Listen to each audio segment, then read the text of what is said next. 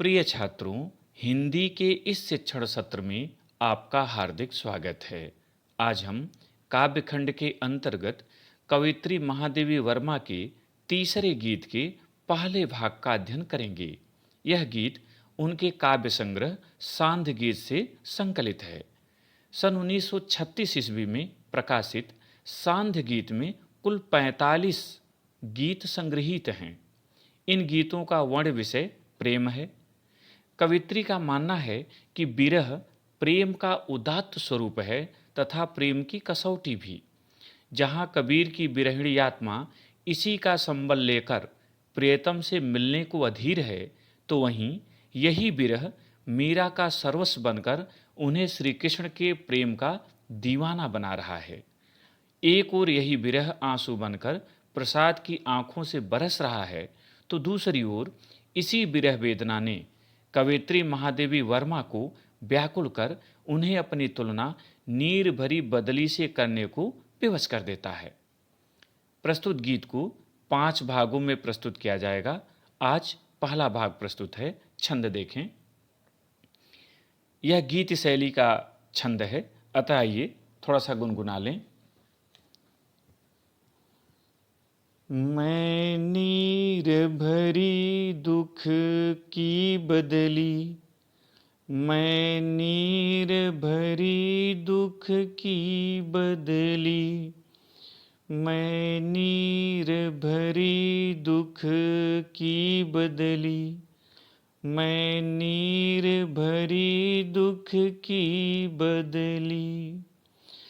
अस्पंदन में चिर निस्पंद बसा, क्रंदन में आहत विश्व हंसा, नयनों में दीपक से जलते, पलकों में निर्झरणी मचली, मैं नीर भरी दुख की बदली, मैं नीर भरी दुख की बदली।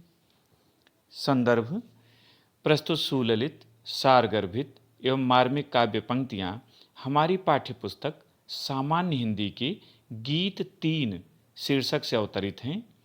इसकी रचयिता आधुनिक मीरा कही जाने वाली प्रसिद्ध छायावादी कवित्री महादेवी वर्मा जी हैं और यह गीत उनके काव्य संग्रह सांध्य गीत से संकलित है या लिया गया है।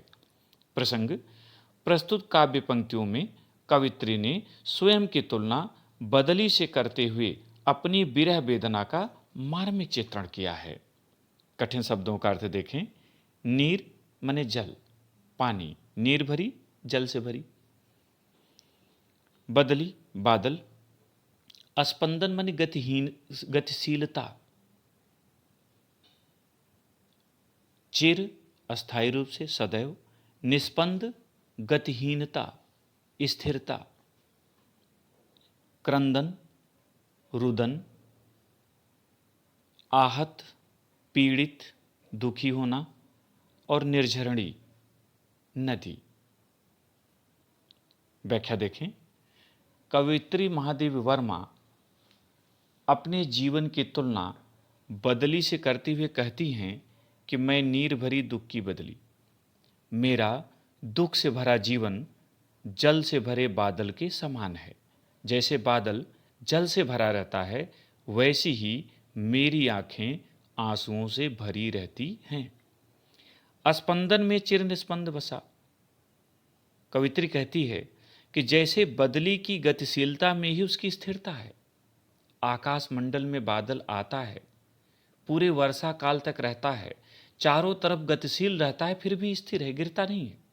तो कवित्री कहती है कि जैसे बदली की स्थिरता में ही उसकी गतिशीलता है या उसकी गतिशीलता में ही स्थिरता है, उसी प्रकार मेरे प्राणों में विरह के कारण उत्पन्न दुख का कंपन अस्थायी रूप से विद्यमान रहता है।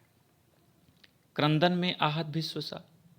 जिस प्रकार बदली की गर्जना को सुनकर गर्मी से पीड़ित संसार को प्रसन्नता होती है, आनंद प्राप्त होता है, उसी प्रकार मेरे रुदन से घायल संसार को प्रसन्नता होती है, आनंद मिलता है।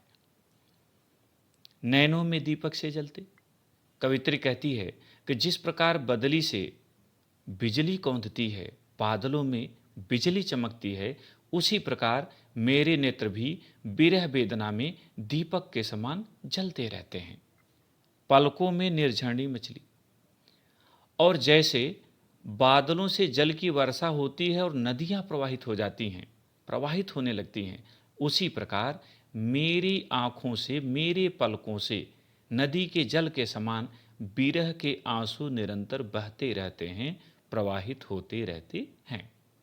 पूरा अर्थ एक बार देखें। कवित्री महादेवी वर्मा अपने जीवन की तुलना बादल से करते हुए कहती हैं कि मेरा दुख भरा जीवन जल से भरे हुए बादल के समान है। जैसे बादल जल से भरा रहता है, वैसे ही मेरे नेत्र आंसुओं से भरे रहते हैं। जैसे बदली की गतिशीलता में ही उसकी स्थिरता है, उसी प्रकार मेरे जीवन में विरह के कारण उत्पन्न दुख का कंपन अस्थायी रूप से विद्यमान रहता है, स्थिर रहता है। जैसे बादल की गर्जना को सुनकर संसार को प्रसन्नता होती है, वर्षा के आगमन की बात सुनकर संसार आनंदित होता है, उसी प्रकार मेरे रुदन से भी घायल संसार को प्रसन्नता मिलती है, आनंद मिलता है। जिस प्रकार बादलों में बिजली चमकती है, उसी प्रकार मेरे नेत्र भी विरह वेदना से दीपक के समान जलते रहते हैं। बादलों से जल की वर्षा होती है, जिससे नदियां प्रवाहित होने लगती हैं, उसी प्रकार मेरी पलकों से नदी के जल के समान विरह के आंसू बहते रहते हैं, प्रवाहित होते रहते हैं। काव्य सौंदर्य देखें। इन पंक्तियों में कवित्री की विरह वेदना की मार्मिक अभिव्यक्ति हुई है। यहाँ रस वियोग श्रृंगार है, छंद मुक्तक, अलंकार उपमा रूपक और मानवीकरण है, भाषा शुद्ध परिष्कृत खड़ी बोली, शैली गीत शैली, गुण माधुर्य है और शब्द शक्ति लक्षणा है। पद्यांश पर आधारित प्रश्न देखें। पहला, प्रस्तुत पद्यांश का शीर्षक तथा कवित्री का नाम लिखिए। उत्तर, प्रस्तुत पद्यांश का शीर्षक गीत 3 तथा कवित्री का नाम महादेवी वर्मा है।